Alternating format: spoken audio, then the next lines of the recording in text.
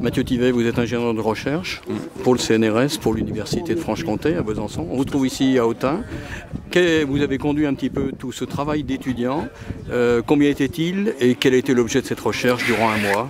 Alors, il y a une quinzaine d'étudiants à peu près, donc qui viennent bien sûr des universités de Franche-Comté, de Bourgogne et de Paris 4 Sorbonne. On a travaillé donc sur 4 semaines ici dans le but d'essayer de comprendre un petit peu mieux l'organisation du complexe cultuel de la Jeune-Toie et particulièrement les relations que peuvent entretenir les grands édifices monumentaux que sont le théâtre et le temple de Janus et un quartier d'artisans qui se développe en périphérie de ces grands édifices. Et vraisemblablement, on s'aperçoit très clairement ici que ce quartier se développe en même temps qu'on construit le théâtre et potentiellement le temple de Janus. C'est-à-dire à quelle année de notre histoire? On est à la fin du 1er siècle et au début du 2e. On est en pleine période flavienne. C'est vraiment, on va dire, la période florissante pour les agglomérations antiques et pour l'Empire romain. Et c'est à ce moment que ce quartier se développe, très certainement, bien sûr, pour alimenter, on va dire, les pratiques et les besoins des cérémonies qui se déroulaient dans le théâtre et dans le temple de Janus, mais également, vu les quantités de céramique qui peuvent être produites sur ce quartier qui fait maintenant près de 3 hectares, très certainement la ville d'Autun en grande partie. Alors, vous évoquez justement des céramiques. Il y a eu de belles découvertes? Il y a eu de très belles découvertes, bon, puisque par chance, quand on fouille des ateliers de potiers, on a la chance de fouiller des dépotoirs. Et là, certains dépotoirs nous ont livré de très grandes quantités de céramique, mais en plus des vases complets. Donc c'est toujours très intéressant, y compris pour les étudiants, de pouvoir découvrir des formes complètes. Mais on a surtout découvert, ce qui est très original, alors pas très original pour Autun, mais c'est quand même des choses inédites. Ce sont des statuettes en terre cuite blanche, donc qui représentent des divinités, Vénus, Mercure, mais aussi des déesses mères. Et en plus d'avoir découvert ces statuettes, on a surtout découvert les moules de fabrication, donc signés des potiers qui créent les moules et qui ensuite réalisent les statuettes. Donc on connaissait déjà bien à Autun Pistilus, qui est un potier assez renommé qui diffuse très largement en Gaule ses moules et ses productions.